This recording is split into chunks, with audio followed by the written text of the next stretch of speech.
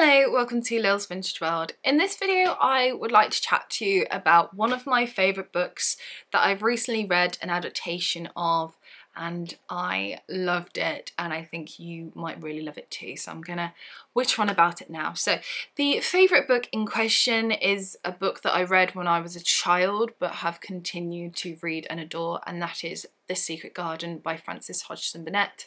Behind me you might see here I have two copies.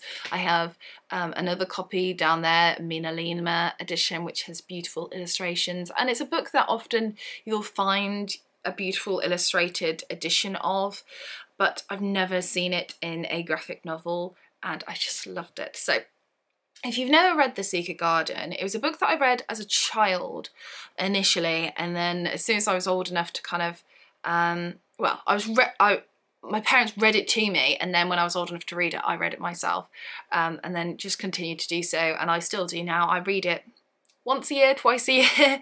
I've read it, how many times? I think I read it twice last year, I've read it once this year so far, so we'll see how I go before the end of the year.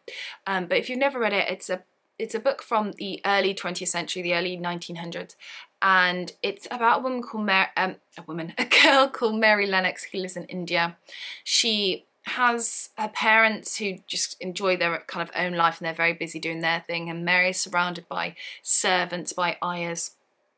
And she has everything done for her, and she lives quite a lonely, isolated life, to the point of which there's a cholera epidemic and Mary herself is the only one left.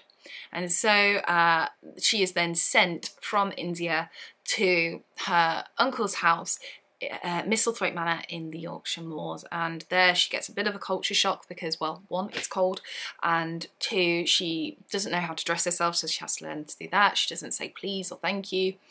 She doesn't know how to make friends, but then there's a whole load of things that happen, and magic and gardens are amazing, essentially. That's what this book is about. So I've read it a lot over the years, but I recently found this. This is The Secret Garden, a graphic novel adapted by Mariah Marsden and illustrated by Hannah Luchtenfeld. I'm so sorry if I pronounced that wrong, but it is stunningly beautiful. And this is a graphic novel that I have just loved reading. I've read it a few times already since it coming to my house, and yeah, I was so glad that I found this. So what this graphic novel does really well, I think, is telling the story, because there's a lot to The Secret Garden. If you've ever read The Secret Garden, you'll know that although it's kind of classed as a children's book, it's actually quite chunky. It's not a quick, like, 50-page sort of book. It's not a Beatrix Potter sized book. It's not a Paddington sized book. It's quite a big one. And I was worried that things were going to be rushed, and that things were going to be glossed over, and actually it's not at all, and it is done so well. Something I really liked about this book was the beginning and the story of Mary and her time in India. That is actually dipped throughout the graphic novel, so it's like, it is like an adaptation of the book. So it is telling the book by Frances Hodgson Burnett, but instead of putting it in her order, we actually start with Mary, and she is making her way already. She's in England making her way to Misselthwaite Manor. So it's not a case of here we go, starting it in India. It's not like that. That's placed throughout, and we still get to learn her story, and we still get to know the type of person that she was in India, but it's just done wonderfully throughout. And I actually really liked it because it set you on a pace straight away. I really like how her uncle was characterised, and I think both Martha and Dickon were beautifully characterised as well. There's lovely images of Dickon with all the animals that he's surrounded by, because he's such an animal lover, and I loved that.